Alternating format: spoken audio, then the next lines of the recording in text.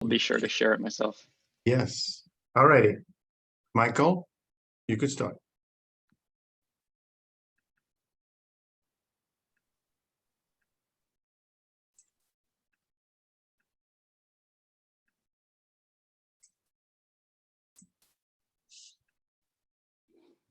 Looks good. Okay. Just trying to, there we go.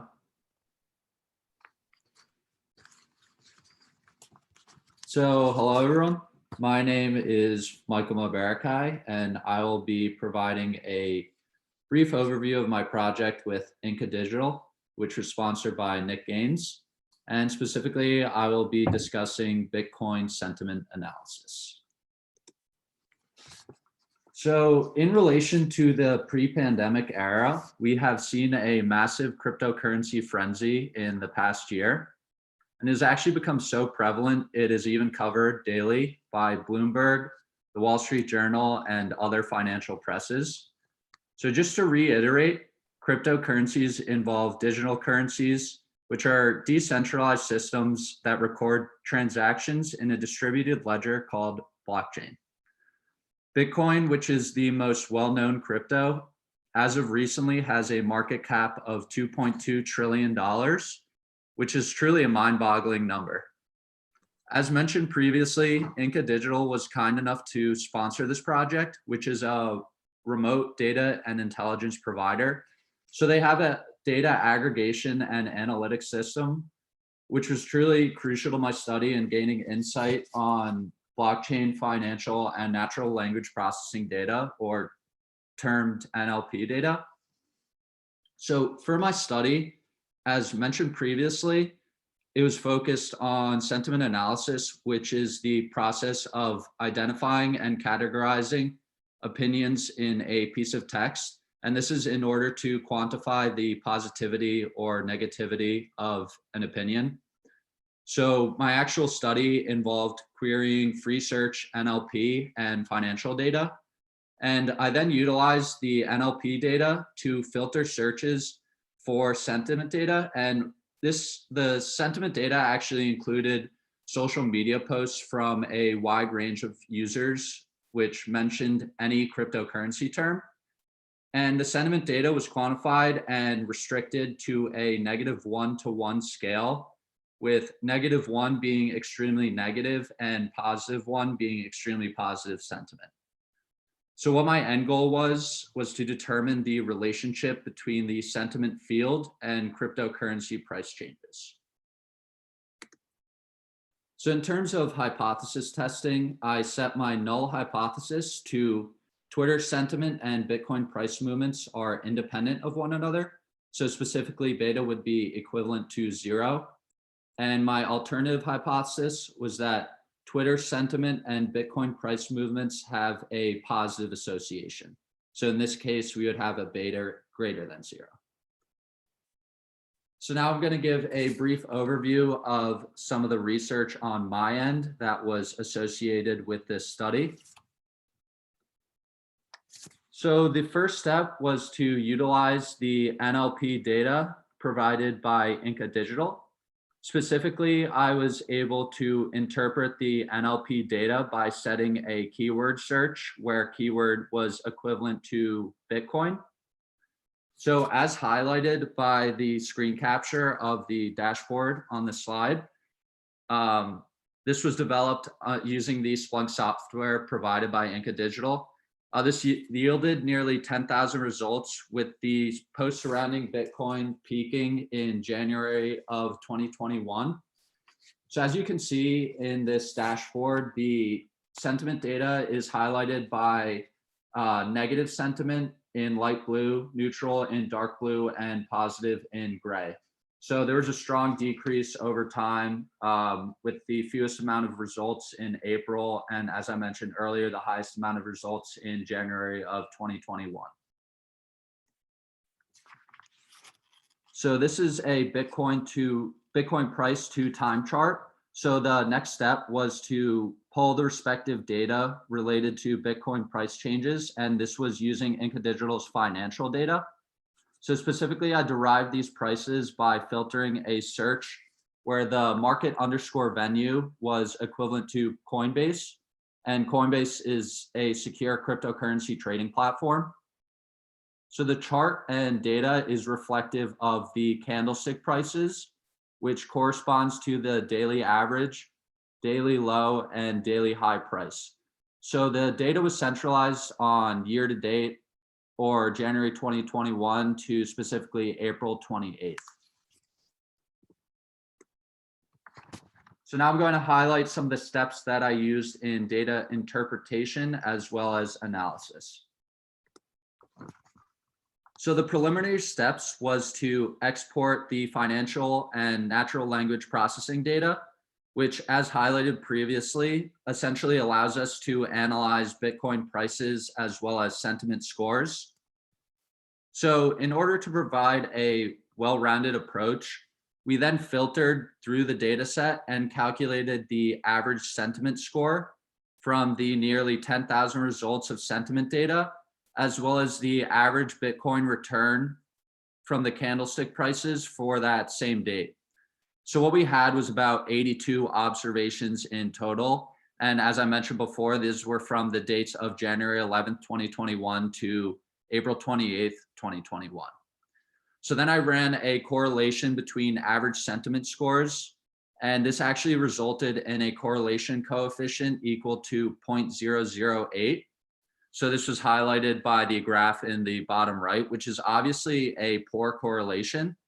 So on top of that, a regression analysis with a 95% confidence interval yielded a p-value of 0.37249. So if we're rejecting if the p-value is less than 0.05, we would actually be unable to reject the null hypothesis in this situation, and we wouldn't have any sufficient evidence to reject the previously discussed null. So one thing that I wanted to do was adjust my database as well as my analysis for any biases that may be included in the study. So this is an important step in any statistical study. You have to identify biases or potential gaps and outliers in the data set. So as a result, I filtered the database to remove for sentiment scores where the values were equal to 0. So this is for a neutral sentiment score. So the reason for this is that many of the sources that actually had a sentiment score of 0 or neutral were simply mentioning Bitcoin once and really didn't have any opinion on the matter.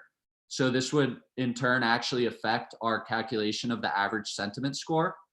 So by removing this information and running a correlation between the average sentiment score with this bias removed and Bitcoin price changes yielded a correlation coefficient of 0.21, which is much improved compared to the initial 0.008. However, the regression analysis still yielded a p-value of 0.117. So moving on to the conclusions, the p-value still does not provide sufficient evidence to reject the null that Bitcoin price changes and sentiment are independent. So another thing to note is that the sentiment NLP data can have some built-in biases. So specifically, it could provide negative skewness with the sentiment score. And the reason that I say this is that looking at many of the data sources, I noticed a higher concentration of negative sentiment scores, as well as the more extreme values being more negative than positive. And even in the name, these source types suggested that they were actively against cryptocurrencies. And if I were to reperform the study, I could actually pick and choose source types to try and restrict the amount of extreme sentiments that may be deemed outliers. But regardless of the results, this study still provides us with a strong analytical framework that can be used to base future experiments or results. So that was my study, and I just wanted to say thank you, and thank you, Nick, for everything that you did for us and provided with us for this semester. Certainly. Can I ask a few questions, or should I hold? Please, no, please Okay. go ahead. So we keep it. So which type of sentiment score did you end up using? Because there's a number of different values that are provided within the system. So did you end up using sentiment in relation to the term Bitcoin, or did you use the sentiment score that attributes to the entire context of the textual data? I think one of them is labeled keyword underscore label, and the other one was labeled just like overall sentiment or something like that. So I actually used the overall sentiment, which could have been a reason for some of the biases, because obviously if I was using the keyword label sentiment, specifically in relation to the term Bitcoin, it could have altered my results. Gotcha. Thanks. Also, one quick note, the cryptocurrency market cap for all cryptocurrencies is around 2 trillion, and for Bitcoin is around 1 trillion, but small pointer. Great job. Thank you.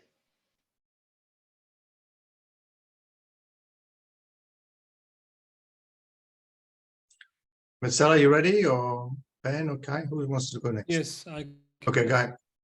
just a minute.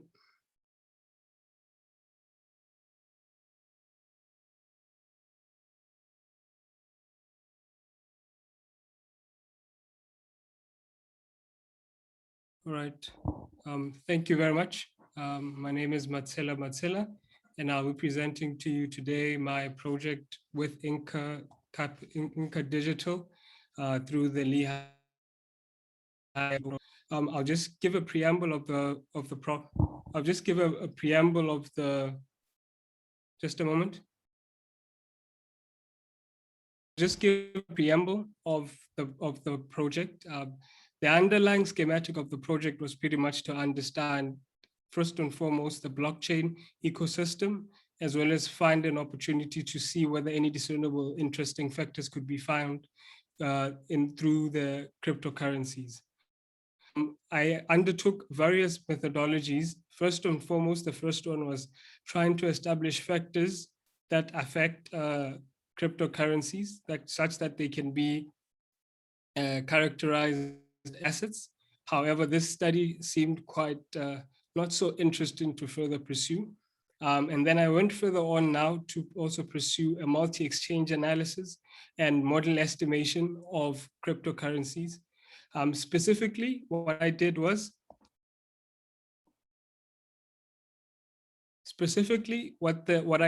or what the project description states that is to aim to find or discern any league-like relationships that exist pricing across top exchanges. In this particular context of project, what I decided to do was to actually base my study upon just 2 exchanges, which are Kraken, which is a cryptocurrency exchange allowing you to buy and sell cryptocurrencies, and Coinbase, which has actually been one of them at the forefront cryptocurrencies, which has actually been listed not so long ago. What the structure of the data set that I decided to use was date open, higher load, and closed price volume data. I restricted my study within a 1-day interval, which is an intraday interval for the date of the 27th April, and it'll become clearer why I decided to do so. The overall methodology, first of most states, is to determine or actually characterize model estimations for the returns processes of the 2. Furthermore, to actually provide a framework that discerns or provides a framework for establishing any league-like relationship. I will further explain this. All of this was carried on using Python and R. Now to the context, and then to the details of how I actually went about this. Given that decentralized blockchain, decentralized architecture of blockchain has actually brought into our precipice a very interesting architecture which rarely existed previously. The only time we ever had such a relation existing was in dual listed stocks. I'll make an example. You would find that you would have a stock that is listed maybe in the Johannesburg Stock Exchange, or the New York Stock Exchange, and the London Stock Exchange, just for an example. What this means would be that from a trader's perspective, which would be an individual who was at all times to make a market as well as take a profit. These provided a very interesting opportunity such that an arbitrage could be exploited if it existed. And therefore, coming home to our cryptocurrency or decentralized exchanges, we have, as listed up in front of you here, various exchanges which all provide the opportunity to buy and sell. However, the difference between all of them would be the amount of liquidity, and therefore this would also affect how much price or their price discovery process. I just start with an anecdote that gives context to my project. As a practitioner, as well as an MFE student, we're always trying to characterize the phenomena we see outside, which is pretty much the essence of quantifying, into mathematics such that we may be able to manipulate as well as further understand it. And therefore, this study, or this case, this project, builds upon that premise. I present to you now the two price processes here. We have Coinbase ETH intraday cumulative returns data, and we have Kraken ETH intraday cumulative returns data. The data set was actually pulled off of Splunk Nakamoto terminal, which is graciously provided, which the access to which was graciously provided to us by Nick Gans through the Inca Digital. The data was in price per minute data. However, as we know, price data does not necessarily arrive on a scheduled or equally distributed timeframes.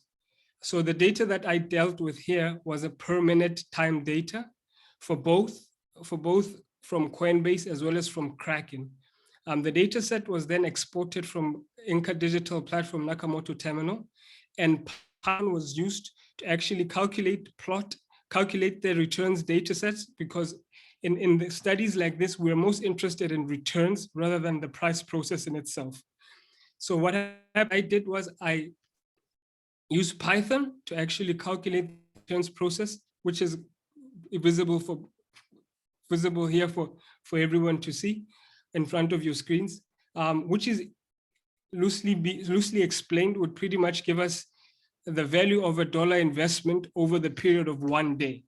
Now, this goes back to a practitioner's perspective of trading, where in the morning you want to start off your position flat, and then in the evening, hopefully, if you want to have a good evening's nest, you want to have a flat position as well. So therefore, undertaking this study on an intraday basis was meant to give us an angle of whether any discernible relationship could really exist within a day frame. Therefore, the expectations would be that, given that we're taking the same price, the same return processes from the same returns calculated from the same price processes of the same Ethereum ETH intraday cryptocurrency, the expectations would then be that all statistics going forward would be the same. That is, the model estimations that characterize the returns processes, we would expect them all to be the same going forward. Now, I present to you the model estimation process. Given the returns price process that we've actually calculated, there's various characterization estimations that can be put in place to actually characterize the returns process. In this particular instance, I made use of R as a platform in which I was using the calculated returns processes to actually establish whether any of the aforementioned or known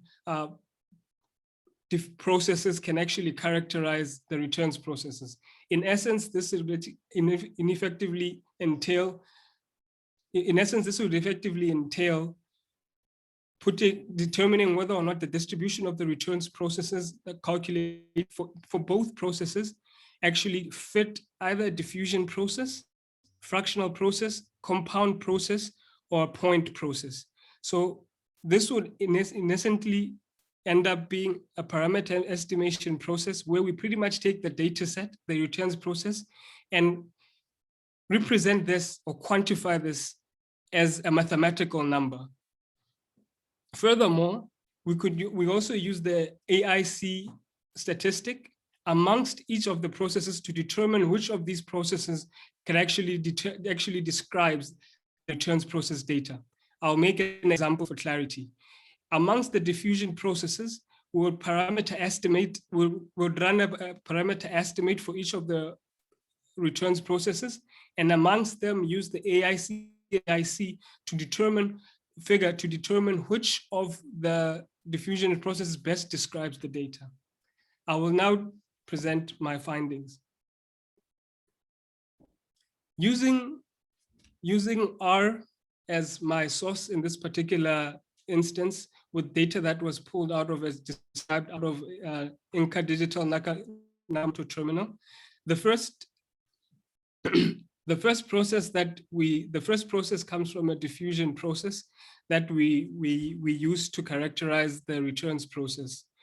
Understandably, we find that, as would be expected, we find that first and foremost, we find that the distribution of the returns process does not understandably fit a geometric Brownian motion at all. However, the most insightful thing that we gained from this particular study on this particular instance of trying to estimate these models is that the expectation, given that we're actually supposed to be modeling the very same process, gives us that we markedly see a difference between the two. On the right-hand side, you have the Kraken returns process, and on the left-hand side, you have the Coinbase price process.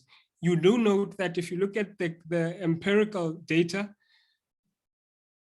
the green aspect of the graph, which is visible to all, is actually a bit more plateaucritic on the right-hand side, the right figure, as opposed to the left figure.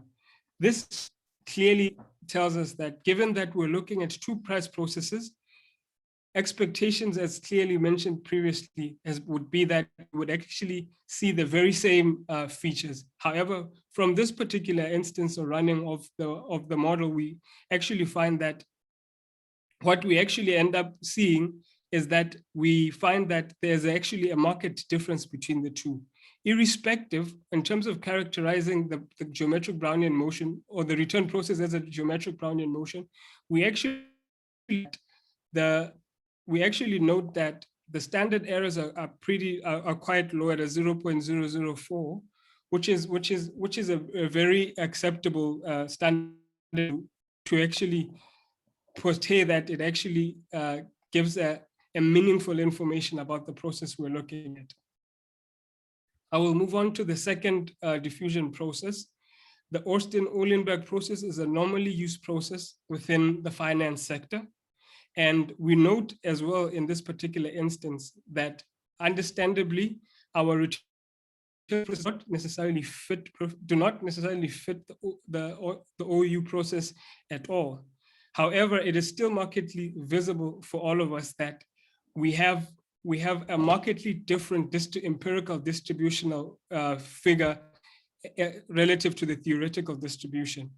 It is worth noting as well that amongst the two diffusion processes with the GBM and the OU, the GBM was found to be the one with the best AIC number, the lowest AIC figure amongst the two models, which meant that it is in comparison to the Ornstein-Uhlenberg process, the GBM model pretty much gives us a better representation of fit.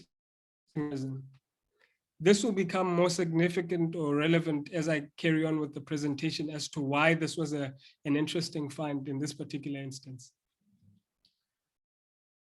Going forward, over and above, as explained, over and above the diffusion processes, we could actually effectively fit a fractional OU process to the particular data set as well. When we do this, the most interesting insight, furthermore obtained from the data set, was that even though we get the similar Hurst and sigma values with acceptable standard errors, as can be seen, we note that the theta values for the two processes actually differ. And this is a glaring difference that says there might be an existence of an underlying structure in our returns data sets amongst the two that actually makes them a bit different. Going forward as well, we could have also made use of, I present this for completeness. Going forward as well, we could also have used a compound process to actually define the process to see the fitting. I have left this component out in terms of the results, but explain it for completeness. The various types of models that we could have fit in this particular instance could have been a linear intensity, a power law intensity, exponential decaying intensity, or a periodic intensity model. And then after which we will have defined the characteristic of the jump process, whether it takes a t-distribution setup, whether it takes variance gamma trajectory. This is the compound process. And then going furthermore, another process that could have been used to actually characterize the two returns processes is a Hoax process. A Hoax process is defined as a self-exciting process, which is usually used in characterizing phenomena, naturally occurring phenomena, such as earthquakes, for example. We note that in this particular instance, the beta value obtained from this provides a nan value, and this provides a glaringly obvious point to note that even though we try to fit a Hoax process to the particular data set, this may not be an actually correct procedure to take. However, it is worth further study to see which kind of process can actually be used in this particular Hoax process types in order to be able to characterize the processes. Now, I will continue. The presented sections were of great interest, mainly because, as I mentioned before, in order to understand the multi-exchange data analysis, you first and foremost have to characterize the returns process of what you see. And I've just presented to you before you right now four different methodologies that could have been used to characterize our process, such that once we understand the process that we're dealing with, then it is a lot easier then to infer insightful information from it. I continue now. In terms of the lead lag algorithm and lead lag analysis, here's a point of note. Data arrival processes are not synchronous. They are all asynchronous. And therefore, in the returns process, what you have is that returns process are observed in asynchronous time period. I will make an example. If you have an asset A that is more liquid, it means they have much more price discovery occurring within it.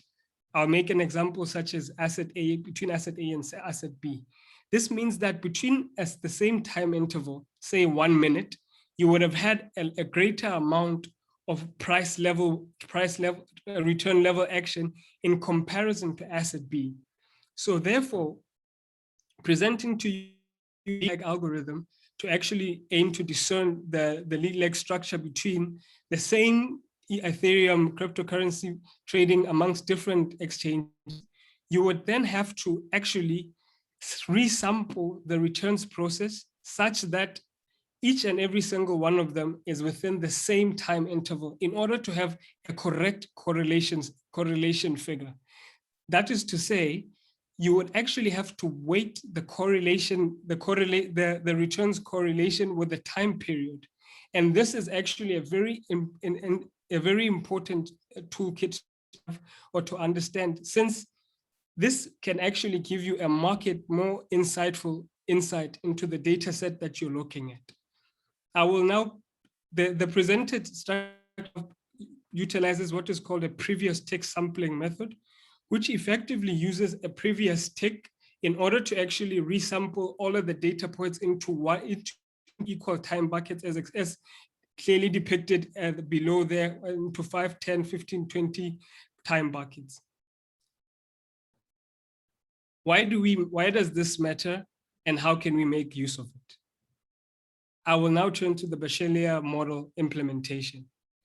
Effectively, what I've done in this particular instance is to simulate two price processes, as we had initially that would mimic an Ethereum process that is an Ethereum cryptocurrency that is listed in two different exchanges.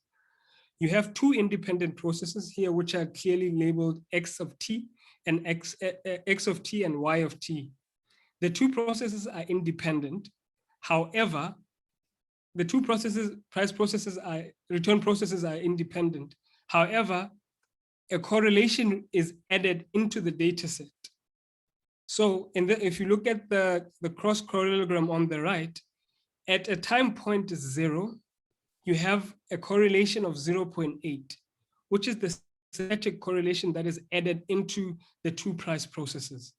This is to help us provide a justification of how a lead lag analysis actually be conducted, and therefore insightful and tradable information be gained off of it or from it. Using this particular framework of thought, we note that with the time lag of 0 put in between the two price process observations, you note that if you look at the lead lag range cross correlum x-axis, the peak actually occurs at a point of 0, implying that they are actually synchronous, and therefore the correlation is actually being picked up at exactly the same time period. However, as clearly noted previously, return price processes do not arrive in a synchronous manner. Return price processes do not return in a synchronous manner.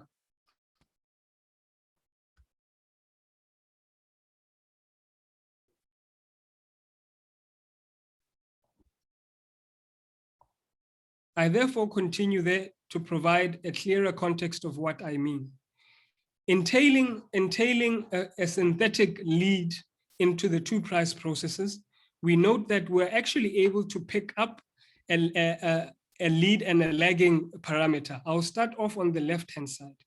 On the left-hand side, you have a lag that was actually fictitiously introduced at -100. The timescale on the y-axis would in a real instance portray a time difference in which we are sampling within. For example, in our initial data set, we would have been sampling within 1 day. Therefore, each single point would have been interpreted as a minute lag. Therefore, looking at the left-hand side, changing the lags within the two stock processes, we note that when we use the Hayashi-Yoshida lead lag algorithm, it picks up a lag at a bit close to that 100 value, which pretty much in interpretation, Can you hear me? Can you hear me, Ms. Ella? Just a moment. Can you hear me? Estella, can you hear me?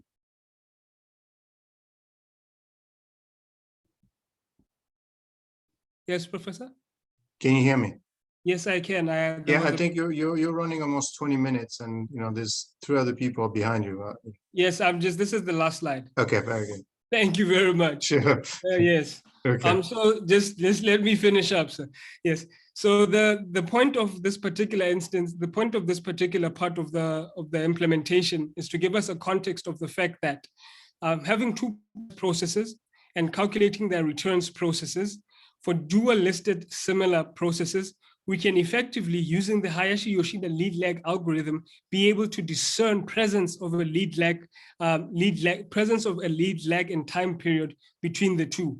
Why is this important? This is extremely important in the sense of a practice point of view. If you were looking to actually trade upon the two processes, meaning you would have an opportunity to actually get or take profit, an arbitrage profit between the two. In this particular instance, where the lag is positive, you would have had the XT process be leading, meaning that you would just have to have an insight of the price process of XT, and from that you would be able to know what would happen to YT and be able to trade on that. To conclude, what was most significant about this study? First and foremost, the key area that I came to understand and appreciate is the asynchronicity of data and a variable of data. also the insights that can be gained from looking at granular level data. As noted previously, what I did was I started with minute data, intraday data, to actually infer what structure existed. Having used previously daily data, I noted that a much more insightful structure gets noted when you go on to a granular or deeper level. The extension of this particular study would be to take into account real-time analysis, and furthermore, extend the intraday analysis to further days per second over various days.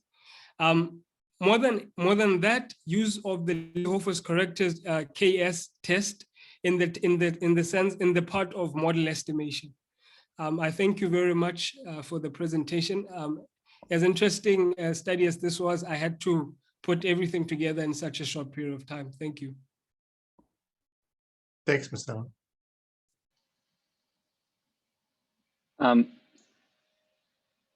To be honest, I'm a little bit. Sounds good. Let's see here.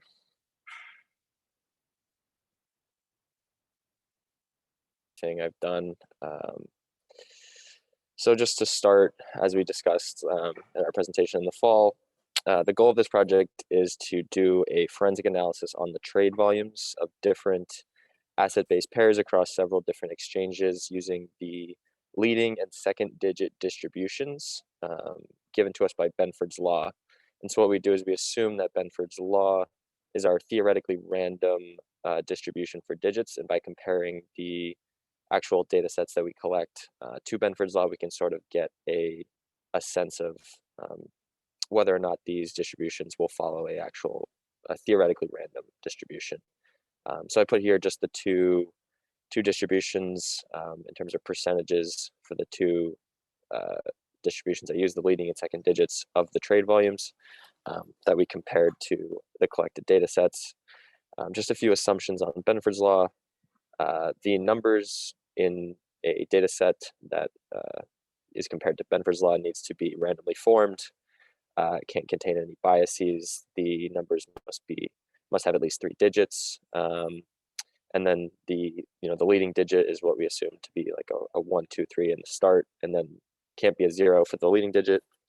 And then for the second digit distribution, we count 0, as there could be a 0 in the second position of any number. Here's just an example of the query that I used to pull data through Splunk from the Inca Digital Nakamoto terminal.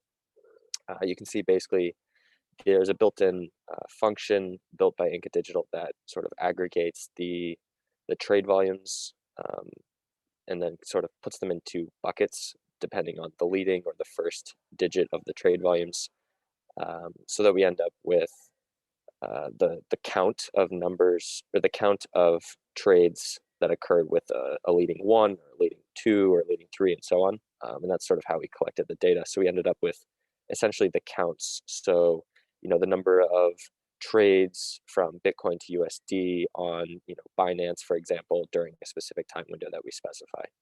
And so from there, I collected several months of time series data broken up by month. And I'll kind of go into some of the results from the first semester quickly. So when I collected these time series data, you can see it's divided up by month, by exchange, and by pair. And I applied chi-square goodness of fit test and Kolmogorov-Smirnov, or we'll call KS test, to each of these data sets. The KS test is more of a largest deviation significance test, whereas the goodness of fit is sort of a overall comparison between the two data sets. The thing that I noticed was that none of the test statistics were significant compared to the critical values that I applied.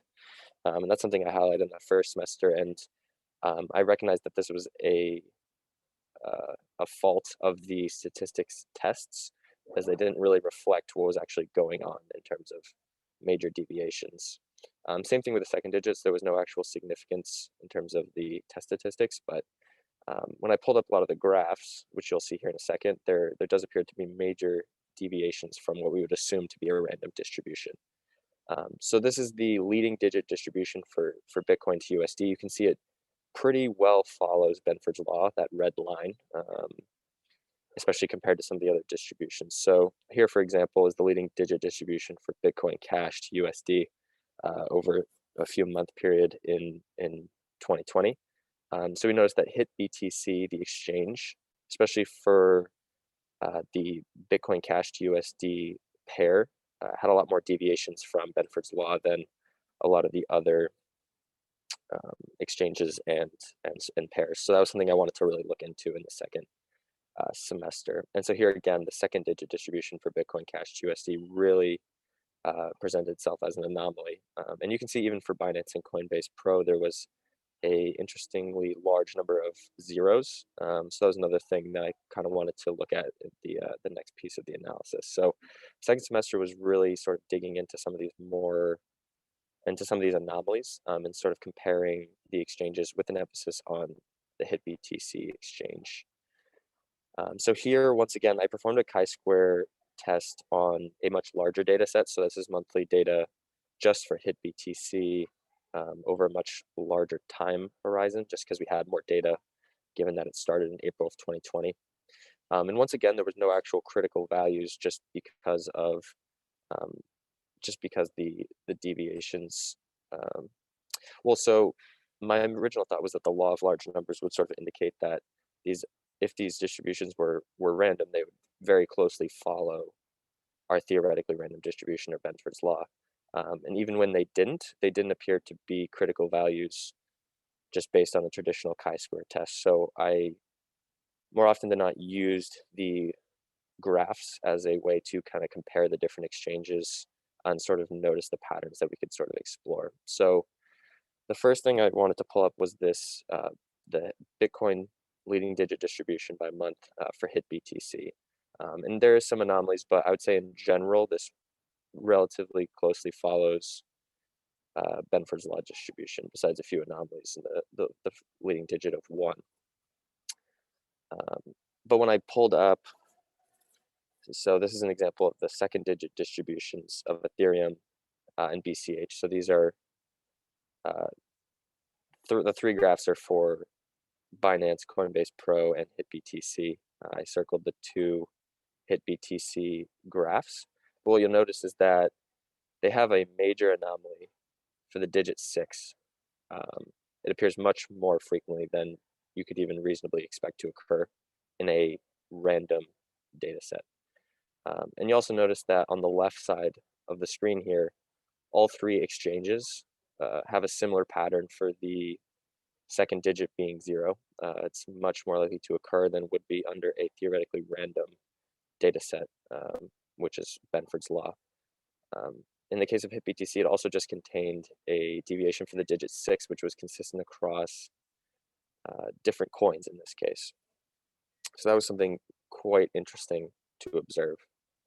And I think one of the more interesting things I found was that for the leading digit distribution of BCH, so it's Bitcoin Cash, for the digit 3 over time, the percentage of occurrence for the digit 3 actually appeared to follow an almost Gaussian distribution. Obviously, it's quite skewed just based on the time frame. But I thought that was really interesting. It sort of indicates that there must be some underlying factor, changing with respect to time, whether it's the actual price of the coins or sort of the maybe minimum trade volumes for coins on a certain exchange. So just from that, and a lot of the deviations I observed, I think it's very difficult to say that the trade volumes are assumed to be random. So just based on the deviations in the leading and second digit distributions, I would say that it's very unlikely that all these distributions across coins and across exchanges can be assumed to follow a random distribution. And I think from what I've observed, the possible explanations for this could include minimum trade volumes. So different exchanges have minimum trade sizes for certain coins, and that can influence the actual volume that customers want to exchange. Given that, if say a larger than a non-zero percentage of people want to trade at the minimum value or close to the minimum value just based on the price of the asset. That would influence the actual trade sizes. And also just customer trade tendencies. I would assume that, you know, many customers are likely to trade similar sizes of, or trade in similar size chunks to, you know, purchase a certain amount of an asset more so than another type of, or another size of asset. So it probably, you know, you're more likely to spend, say, like $50 than like 75. You probably round to certain amounts and things like that, just sort of like consumer behavior type effects. And then also there is obviously the potential for fraud. I think one of the things that was difficult to, fraud is difficult to prove, but easy to suspect. You know, and given there's a lot of history and a lot of reports out there about the amount of faked trade data, I think it's very difficult to rule that out and its effect on the potential rounding or faked trading volume. And so the other thing is that, you know, higher trade volumes on the exchanges like Binance and Coinbase Pro compared to HitBTC do appear to reduce the deviations from the random distribution, or reduced deviations from random distribution. And that's like one of the things I observed when, you know, you compared the full distribution of Bitcoin to USD as opposed to Bitcoin Cash, just because, you know, on HitBTC, for example, the number of monthly trades of Bitcoin Cash is really, really low compared to, say, Bitcoin on HitBTC or even Bitcoin being traded on Binance. It's such a small percentage of the total that these effects, whether it's from minimum trade volumes or other tendencies, those effects would have a much larger visible effect on the digit distributions, just given the difference in actual trading volume on a monthly basis. So I'd say those are the main takeaways. From my opinion, you can't make the assumption that these data sets of trade volumes would be randomly distributed across, you know, the general market.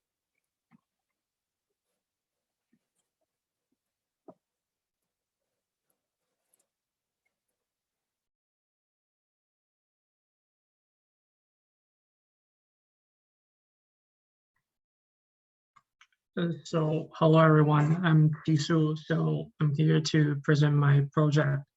The main purpose of my project is to find a method to predict the price of the Bitcoin. And as far as we know, the sentiment analysis is the most popular and widely used method. So when I started my project, I started to think about how about start with the sentiment analysis. So first, the data collection part. These are the articles that about Bitcoins from March 2021 to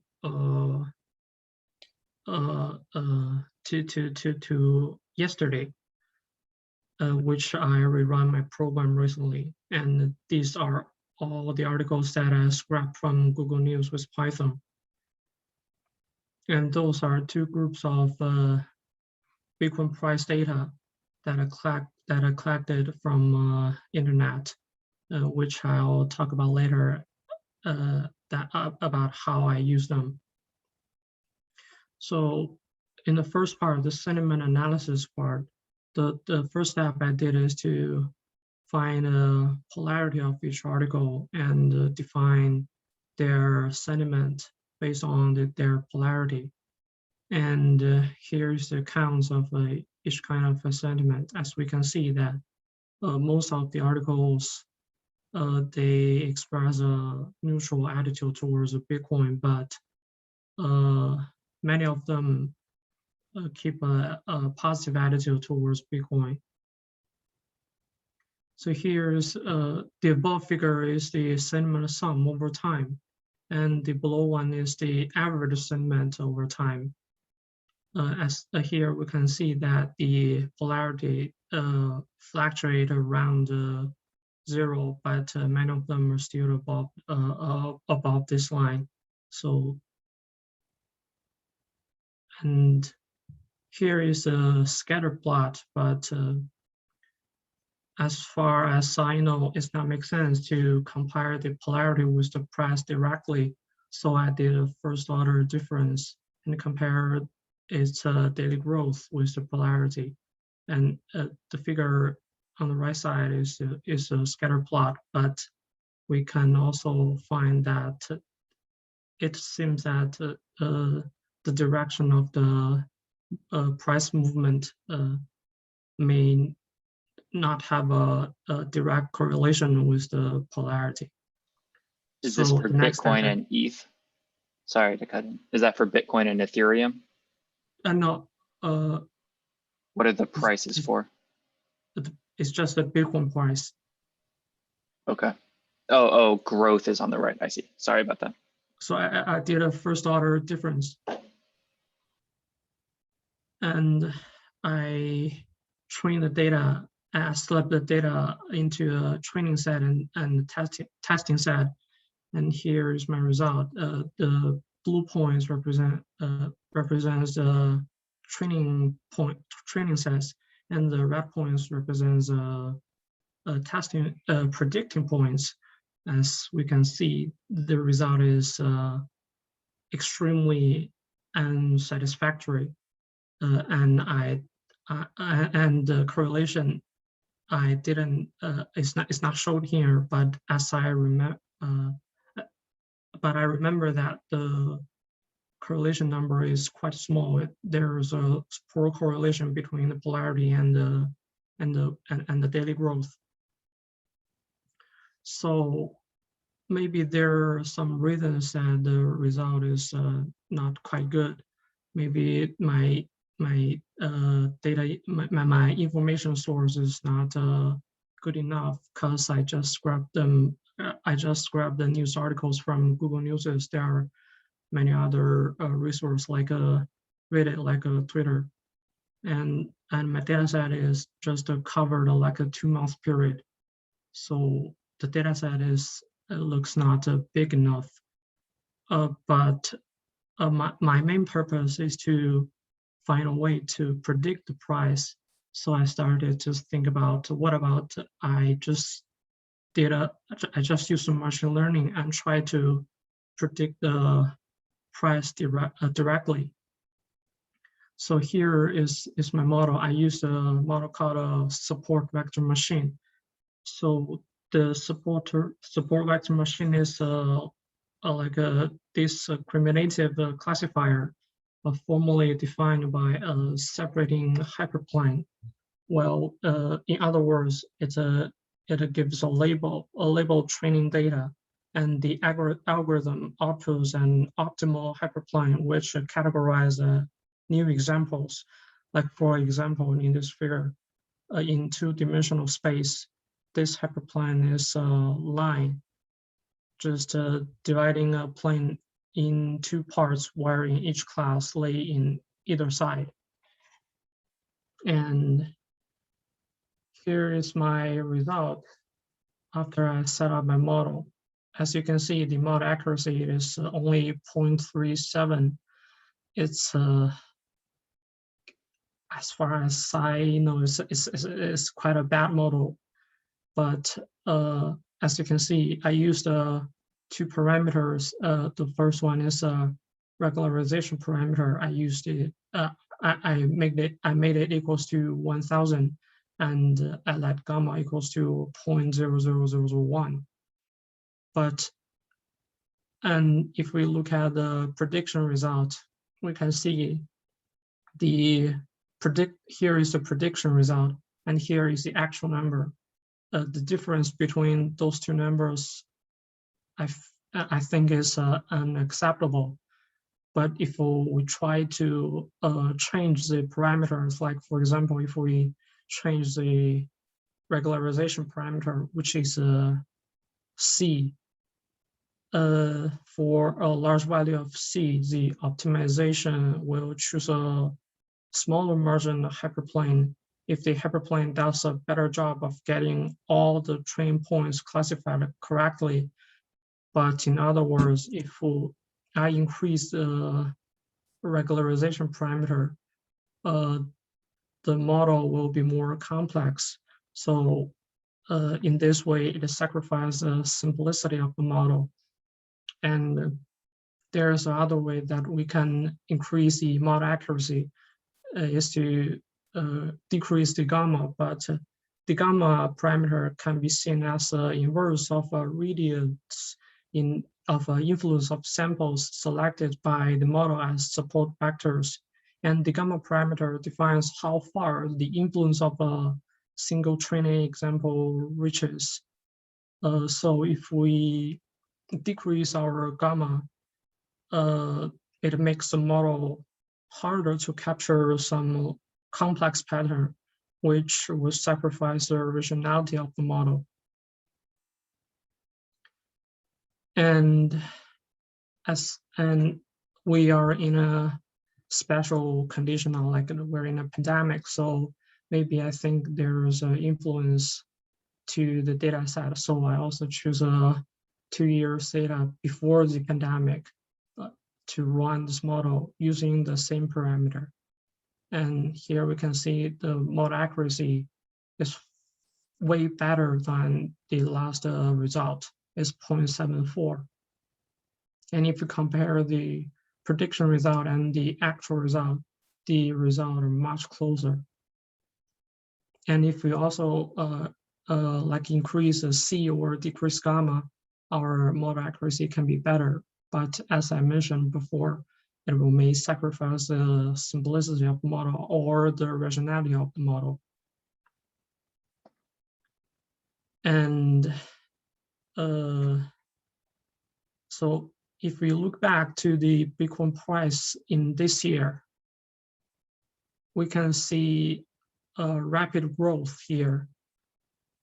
The Bitcoin price boom in 2021, and it may, because of the more clear policy of supervision, may because of the further exploration of value in payment, and may because of the positive position holding by institutional investor. But those lead to the rapid growth, and this growth may brought more volatility to our model and makes our model result not accurate as before. And in addition, the pandemic, which is the biggest difference between those two data sets I used, may also have a great influence on the price, which may cause the model become worse.